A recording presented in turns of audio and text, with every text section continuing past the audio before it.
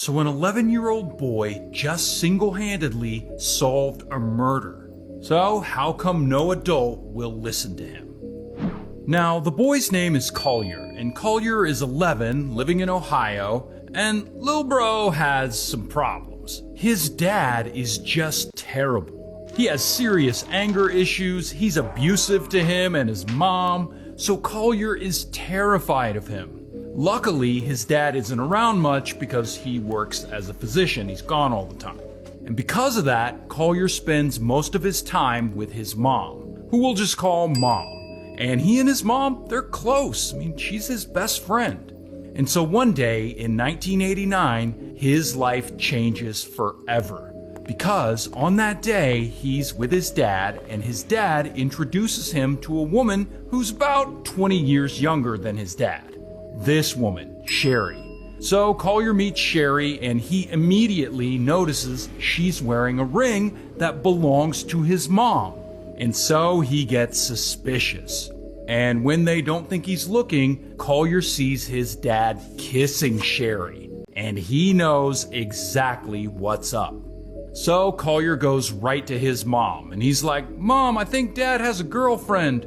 Now, his mom knows all about her husband's cheating. I mean, he's been doing this for years. But wrapping their son into it is where she draws the line.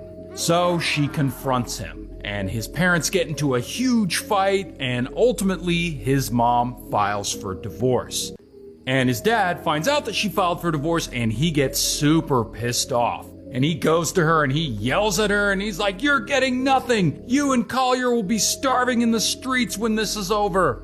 And over the next few months, his rage gets so bad that his mom takes Collier aside and she straight up tells him, "If anything ever happens to me, your father did it. I would never leave you." So little Collier knows how serious this is and he wants to be prepared. So he writes down the phone numbers of his mom's friends and he hides the list inside his Garfield stuffed animal.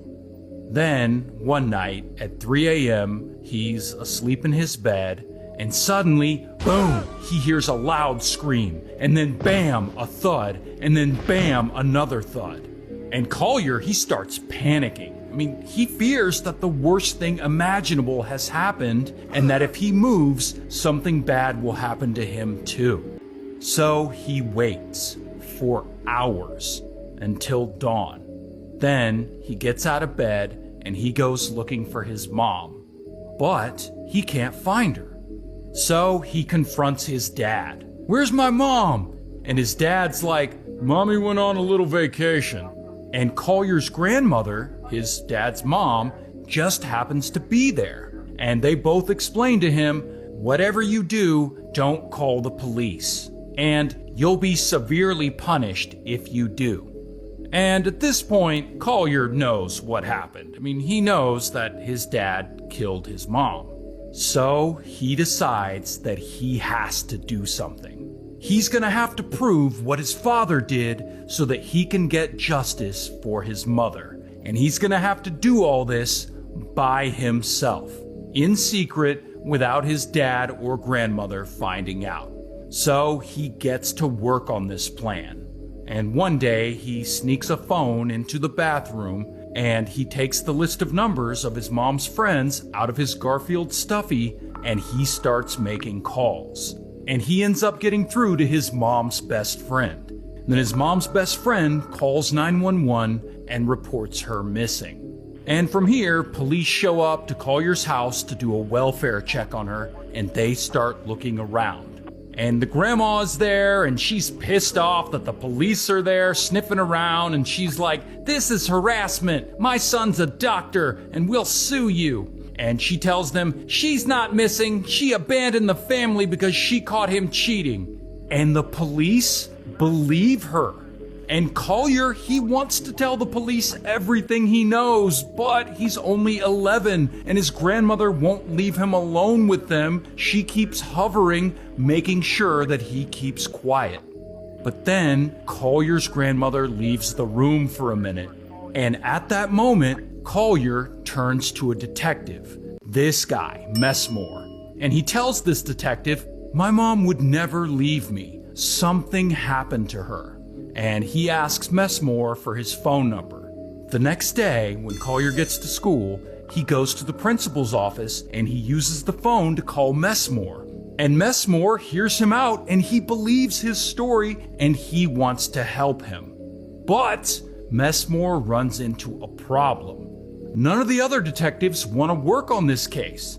They're all afraid that Collier is wrong and that if he is, his dad, the doctor, will sue all of them for harassment.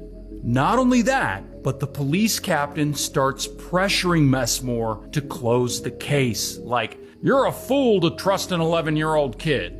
But Detective Messmore isn't trying to hear all that. He decides to take the risk, and he starts meeting with Collier at his school in secret to solve this case together.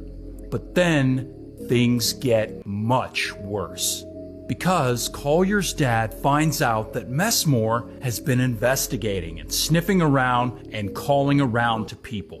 And he suspects there must be someone on the inside giving him information. And that someone is likely his son, Collier.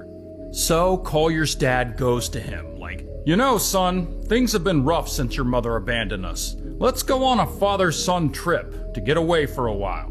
And this isn't good. I mean, Collier knows this ain't gonna be no regular father-son trip. His dad is probably planning to kill him while they're gone. So some time passes, and as this father-son trip approaches, he's potentially getting closer to his death, and he's running out of time.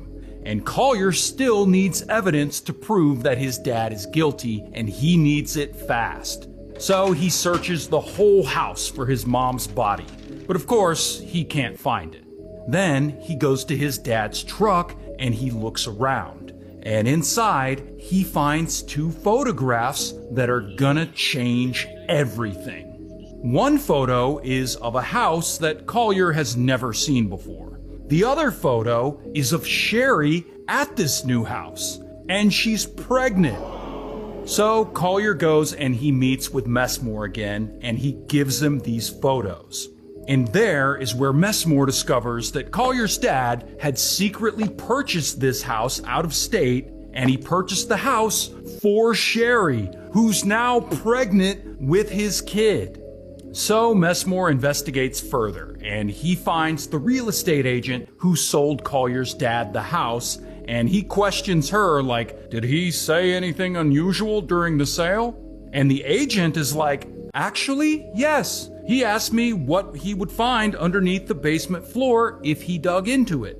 And this is exactly the clue that Messmore needs. So police get a warrant and they go to the basement of this house and they start digging. And underneath some fresh concrete, that is where they find the body of Collier's mom. And so, bam, they arrest Collier's dad. But now there's another problem. Without his mom or dad, Collier is essentially homeless. And his dad's side of the family tells him, "Unless you tell the police that you lied about everything and that your father's innocent, you're no longer part of this family." And his mom's side of the family abandons him, saying, "We can't be around you. You look too much like your dad."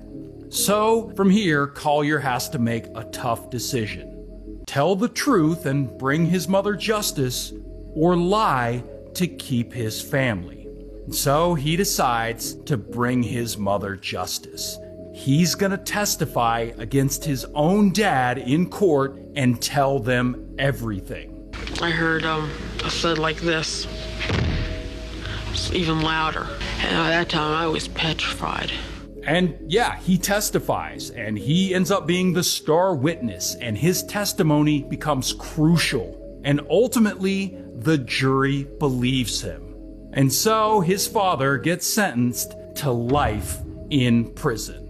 And interestingly enough, after all this, Collier ends up turning his life around. And he's like active on social media. He does filmmaking now. He has a podcast where he focuses on helping people recover from their own trauma.